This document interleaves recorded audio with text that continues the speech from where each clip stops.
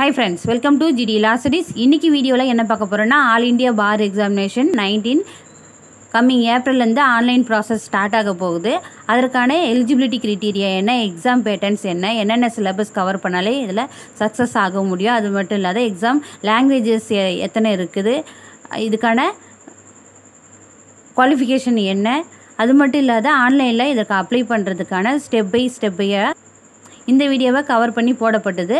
So இந்த சேனலில் first time பார்க்குறீங்கன்னா வீடியோ லைக் பண்ணுங்கள், ஷேர் பண்ணுங்கள், சப்ஸ்கிரைப் பண்ணுங்கள், மறக்காமல் நோட்டிஃபிகேஷன் பெல்லை கிளிக் பண்ணி வச்சுங்க. அப்போ தான் வீடியோ போட்டால் உங்களுக்கு நோட்டிஃபிகேஷனில் ஷோ ஆகும். வாங்க வீடியோக்குள்ளே போகலாம். ஃபஸ்ட்டு ஆல் இண்டியா பார் எக்ஸாமினேஷன்னா என்னன்னு சொல்லிட்டு பார்த்தலாம். இந்த ஆல் இண்டியா பார் எக்ஸாமினேஷனில் யார் கண்டக்ட் பண்ணுறாங்கன்னா ஸ்டேட் கவர்மெண்ட் வந்து கண்டக்ட் பண்ணுறாங்க. இந்த ஆல் இண்டியா பார் எக்ஸாமினேஷன் எதற்காக கண்டக்ட் பண்ணுறாங்கன்னா, ஒரு லா டிகிரி முடிச்சுட்டு அவங்க 3 இயர்ஸாக இருந்தாலும் சரி 5 இயர்ஸாக இருந்தாலும் சரி லா கிராஜுவேஷன் முடிச்சுட்டு அவங்க பார் கவுன்சிலில் தமிழ்நாடு மற்றும் புதுச்சேரியில் வந்து அவங்க பார் கவுன்சிலில் என்ரோல்மெண்ட் பண்ணியிருக்கணும் அட்வொகேட்டாக. அவங்க வந்து இந்த எக்ஸாம் எழுதுறதுக்கான எலிஜிபிலிட்டி இருக்குது அவங்களுக்கு.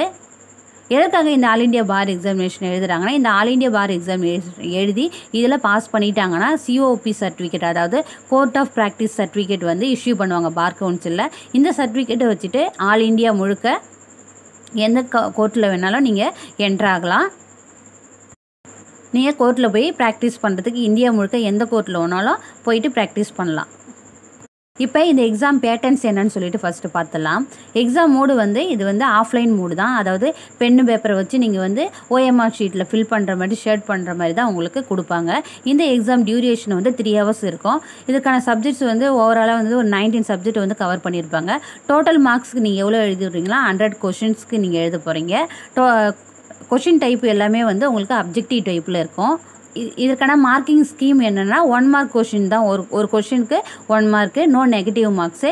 நெக்ஸ்ட்டு லாங்குவேஜஸ் டோட்டலாக வந்து 23 லாங்குவேஜஸ் கொடுத்துருக்காங்க.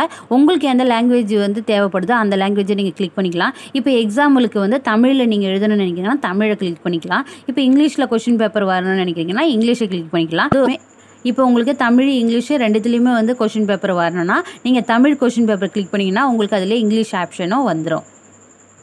இதுவே நீங்கள் இங்கிலீஷ் கொஷின் பேப்பர் மட்டும் கிளிக் பண்ணிங்கன்னா தமிழ் ஆப்ஷன் உங்களுக்கு வராது. இப்போ எலிஜிபிலிட்டி க்ரைட்டீரியா என்னன்னு சொல்லிட்டு பார்க்கலாம். நேஷ்னாலிட்டி வந்து இந்தியன் நேஷ்னாலிட்டியாக இருக்கணும். ஏஜ் லிமிட்டு எதுவுமே இல்லை, நோ ஏஜ் லிமிட்டு. குவாலிஃபிகேஷன் வந்து 3 இயர்ஸ் ஆர் 5 இயர்ஸ் வந்து பேச்சுலர் லா டிகிரி முடிச்சிருக்கணும். அது மட்டும் இல்லாத பார் கவுன்சிலில் ரெஜிஸ்டர் பண்ணியிருக்கணும் அட்வொகேட்டாக. Next qualified cut off mark என்னன்னு சொல்லிட்டு பார்த்துலாம். நான் வந்து லாஸ்ட்டாக all India bar examination 18 cut off mark தான் இந்த வீடியோவில் போட்டிருக்கேன். 19 கட் ஆஃபை அஃபிஷியலாக வெளியிடும் போது வீடியோவை மேக் பண்ணி போடுறேன். லாஸ்ட்டாக all India bar examination 18 result வந்தது இல்லையா, அதில் கட் ஆஃப் மார்க் என்ன மென்ஷன் பண்ணியிருந்தாங்கன்னா டோட்டலாக வந்து 100 மார்க்ஸ் எழுதியிருந்தாங்க. 100 மார்க்ஸில் வந்து 7 கொஷின் வந்து வித்ராவல் பண்ணிட்டாங்க.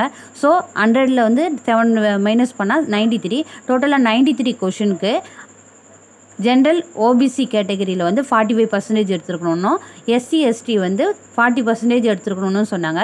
ஸோ ஜென்ரல் ஓபிசி கேட்டகரியில் மார்க்காக வந்து 42 மார்க்ஸும் எஸ்சி எஸ்டிக்கு வந்து 37 மார்க்ஸ் எடுத்திருந்தா பாஸு.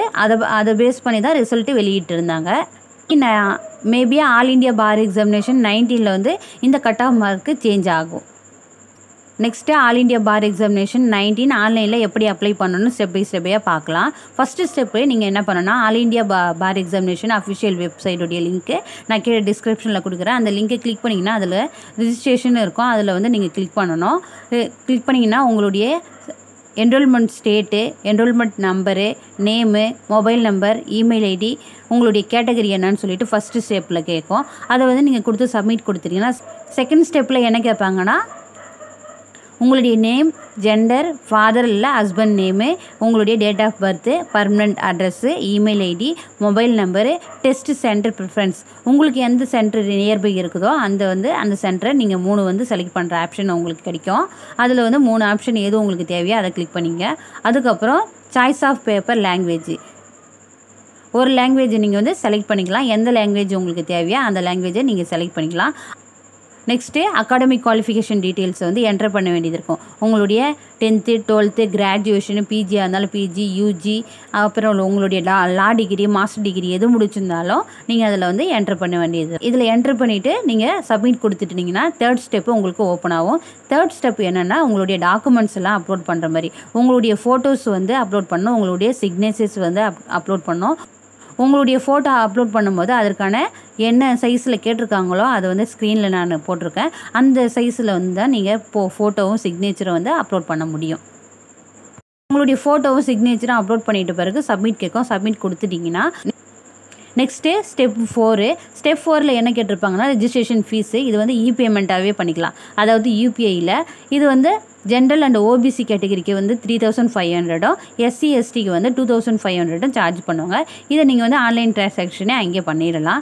அதுக்கப்புறம் நெக்ஸ்ட்டு ஸ்டெப் 5ல் என்னென்னா உங்களுடைய அப்ளிகேஷன் வந்து ஷோவாகவும் அதை வந்து டவுன்லோட் பண்ணுற ஆப்ஷனும் கொடுத்துருப்பாங்க, பிரிண்ட் ஆப்ஷனும் கொடுத்துருப்பாங்க. நீங்கள் பிரிண்ட் பண்ணி நீங்கள் வச்சுக்கலாம். நீங்கள் அதை யாருக்கும் அனுப்ப வேண்டிய அவசியம் கிடையாது. Next syllabus. இந்த சிலபஸில் டோட்டலாக 19 சப்ஜெக்டை வச்சு தான் இந்த கொஷின் பேப்பர் மேக் பண்ணியிருப்பாங்க. இதில் ஹைலைட்டாக இருக்கிற சப்ஜெக்டை மட்டும் தான் நம்ம இந்த வீடியோவில் பார்க்க போகிறோம். ஃபஸ்ட்டு கிரிமினல் ப்ரொசீஜர் கோடில் 10 மார்க்ஸ் கேட்பாங்க. கோட் ஆஃப் சிவில் ப்ரொசீஜர் கோடில் 10 மார்க்ஸ் கேட்பாங்க. கான்ஸ்டியூஷன் லாவில் 10 மார்க்ஸ் கேட்பாங்க. Law of contract, specific relief, property law, instrument act, இதில் எல்லாமே சேர்த்து 8 மார்க்ஸ் கேட்பாங்க. ஐபிசி அதாவது இந்தியன் பீனல் கோடில் 8 மார்க்ஸ் கேட்பாங்க. எவிடன்ஸ் ஆக்டில் வந்து 8 மார்க்ஸ் கேட்பாங்க. ஃபேமிலி லாவில் 8 மார்க்ஸ் கேட்பாங்க. லா ஆஃப் டாட் including motor vehicle act and consumer protection act, இது எல்லாமே சேர்த்து ஒரு 5 மார்க்ஸ் கேட்பாங்க. இந்த சப்ஜெக்டை மட்டும் நீங்கள் கவர் பண்ணாலே இந்த எக்ஸாமை கண்டிப்பாக சக்ஸஸ் பண்ண முடியும். எதனா டவுட்ஸ் இருந்ததுன்னா கமெண்ட் பாக்ஸில் கமெண்ட் பண்ணுங்கள். தேங்க்யூ. Keep supporting.